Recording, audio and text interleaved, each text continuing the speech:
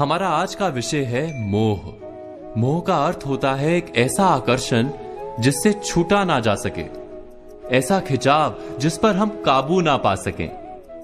यही होता है ना मोह। विवश होकर हम खींचे चले जाते हैं। कुछ प्राप्त करने के लिए हम अपना सब कुछ दांव पर लगा देते हैं। वो मोह का पात्र कोई व्यक्ति हो सकता है, सत्ता हो सकती है, संपत्ति हो सकती है, कोई वस्तु हो सकती है, या शराब और जुए जैसा कोई व्यसन हो सकता है। जिस प्रकार लोहा चुंबक से छूट नहीं सकता, वैसे ही हम अपने मोह से छूट नहीं पाते। और हम मानते हैं कि मोह केवल हमारे प्रेम का गहरा रूप है। क्या ये सत्य नहीं? क्या हम मोह को प्रेम ही नहीं समझते? और फिर भी विचारकों ने, संतों ने मोह से छूटने का उपदेश दिया है। ऐसा क्यों है? मोह और प्रेम में भेद क्या है?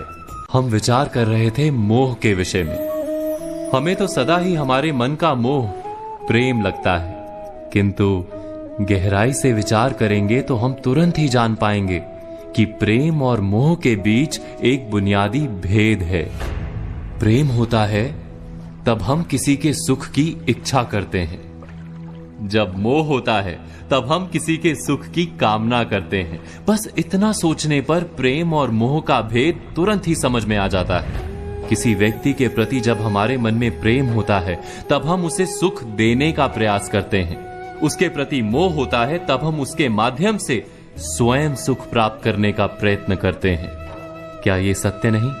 प्रेम के केंद्र में हम नहीं होते, मोह के केंद्र में केवल हम होते हैं। ये तो व्यक्ति की बात हुई, किंतु किसी वस्तु के प्रति प्रेम और मोह में क्या ऐसा ही भेद होता है? विचार कीजिए। यदि हमें सत्ता और पद के लिए प्रेम है तो हम क्या करेंगे? स्वयं अपने आप को उस सत्ता या पद के लिए योग्य बनाएंगे।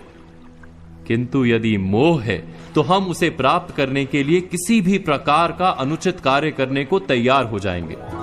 संपत्ति के लिए प्रेम है तो हम मेहनत करेंगे, यदि मोह है तो चोरी करेंगे। क्या ये सत्य नहीं?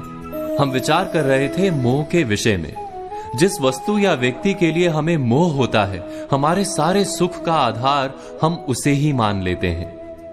जब वो प्राप्त नहीं होता तो हमारे मन में विक्षिप्तता प्रवेश करती है, जुनून पैदा हो जाता है। रात दिन हम उस व्यक्ति या वस्तु को प्राप्त करने के बारे में सोचते हैं।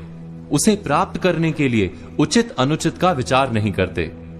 यही कारण है कि मोह से भरा व्यक्ति स्वयं को और समाज को हानि पहुंचाता है। तो क्या इस मोह से बचना इतना कठिन है? नहीं। मोह से छूटने का सरल सा उपाय है, मोह को प्रेम में परिवर्तित कर दें। अर्थात बस इतना जान लें कि हमारा सुख और दुख किसी व्यक्ति या वस्तु के कारण नहीं हो सकता। सुख और दुख ये तो हमारे अंतर का व्यापार है, हमारी आत्मा का स्वभाव है। जैसे ही हम किसी को अपने सुख का आधार मानना बंद करते हैं, क्या तुरंत ही हमारा पागलपन नहीं छूट जाता? एक छोटी सी बात से ये विचार समझा जा सकता है। बचपन में खेल के लिए पागलपन था, बड़े होने पर खेल के प्रति प्रेम अवश्य है, किंतु अब पागलपन नहीं। अर्थात मोह बांधने का प्रयास करता है, इसीलिए सदा ही दुख का कारण होता है। प्रेम मुक्ति देता है, इसीलिए सदा ही सुख का आधार बनता है। इस पर विचार अवश्य कीजिएगा।